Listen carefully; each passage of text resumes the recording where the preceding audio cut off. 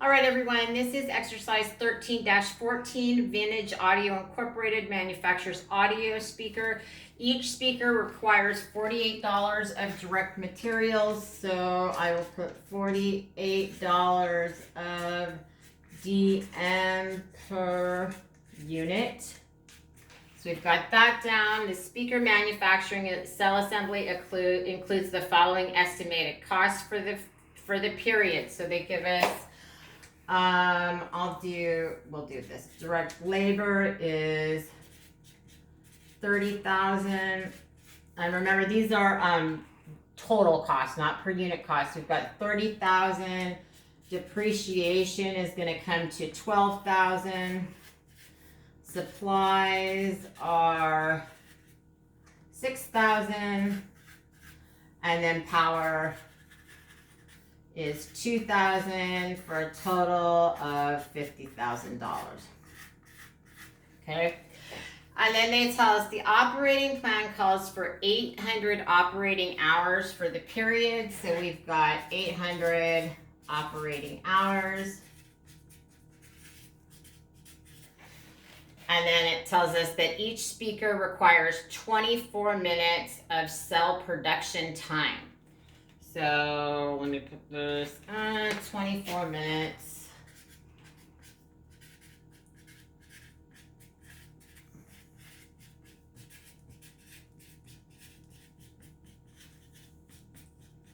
Time per unit. So you'll see this is very similar to exercise, the previous one, exercise 13-13. They also tell us that the selling price of each speaker is $90.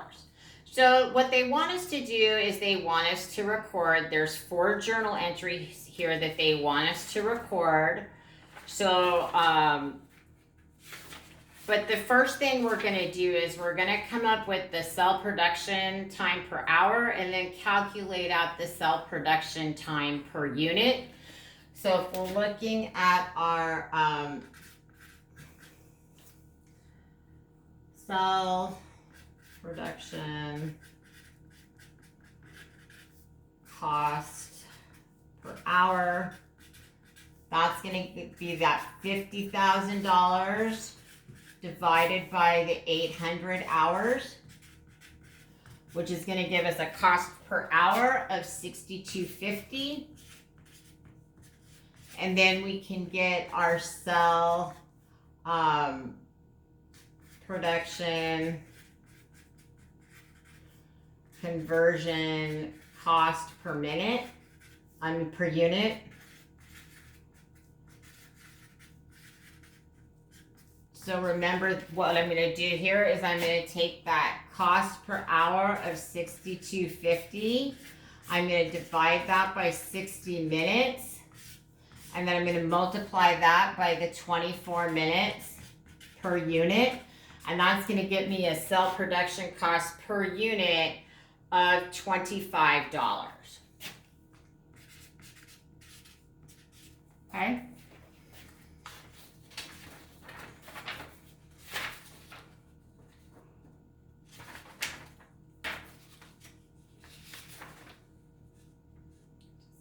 Sure, I'm looking at all my goodies right. Okay. All right, so now we can do the journal entries that they want us, and this is for A. So for A, the first journal entry is purchase materials to produce 2,000 speaker units. So we have 2,000 units of direct material, and we know that we pay $48 per unit, and that's going to give us a total cost for the journal entry of $96.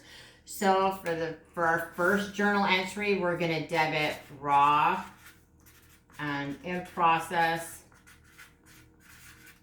inventory. I'm going to debit that for $96,000, and we're going to credit accounts payable for $96,000. The second journal entry says we applied conversion costs to production speakers for 1,800 units. So we had 1,800 units, and we're going to use the conversion cost per unit of $25 per unit, and that comes to a total of $45,000.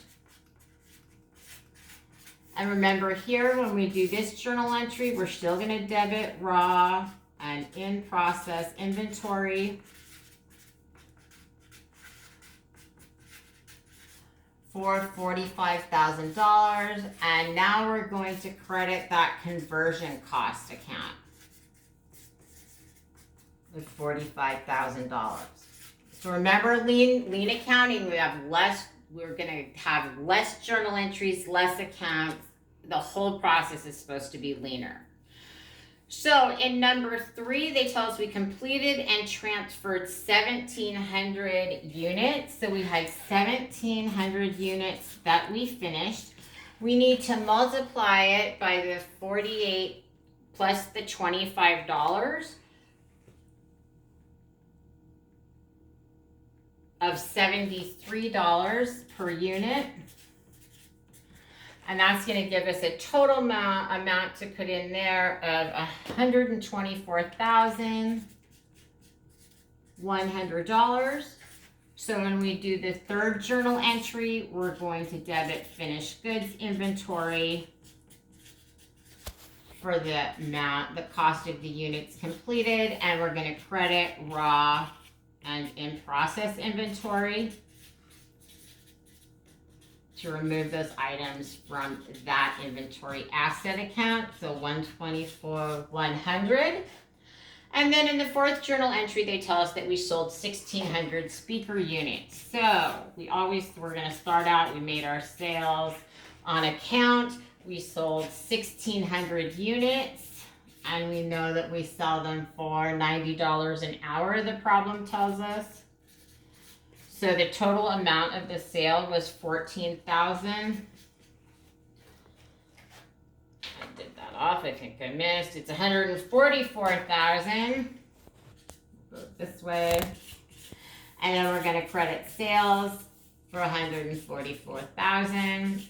And then for the second part, we have to calculate cost of goods sold. That's 1,600 units times that combined cost of $73 per unit.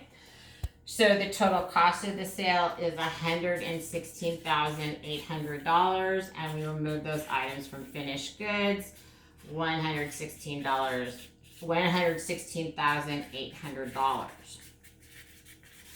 All right, so that's A. And then in B, they want us to calculate the ending balance in raw and in-process inventory and in finished goods inventory.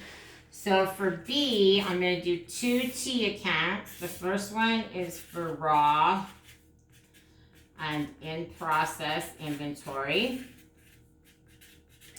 And then the second item is they want us to do the finished goods inventory. And we're going to calculate this out just using the information provided in the problem. So in journal entry 1, we made a debit to raw and in-process material of $96,000. So that came from this journal entry.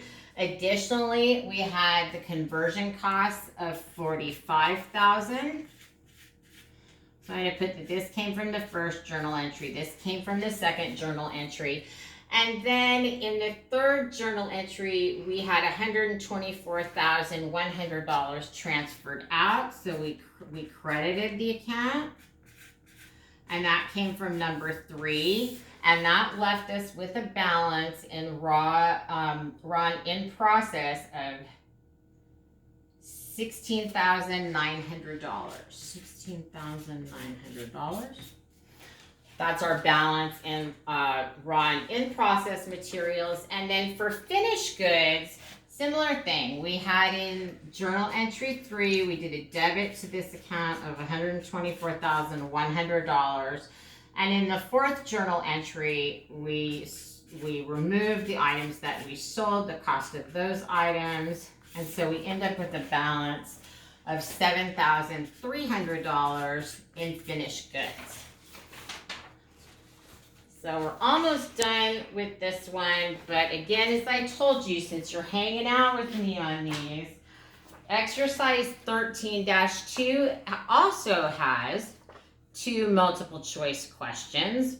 And you're supposed to ask, it says here, the American textile industry has moved much of its operations offshore in the pursuit of lower labor costs.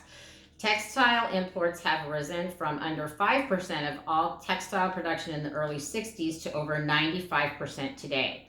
Offshore manufacturers make long runs of standard mass market apparel items. These are then brought to the United States in container ships, requiring significant time between original order and delivery. As a result, retail customers must accurately forecast market demands for imported apparel items. So if you're using lean for your first question, if you're using lean manufacturing, sometimes the cheapest product isn't the cheapest materials aren't the best.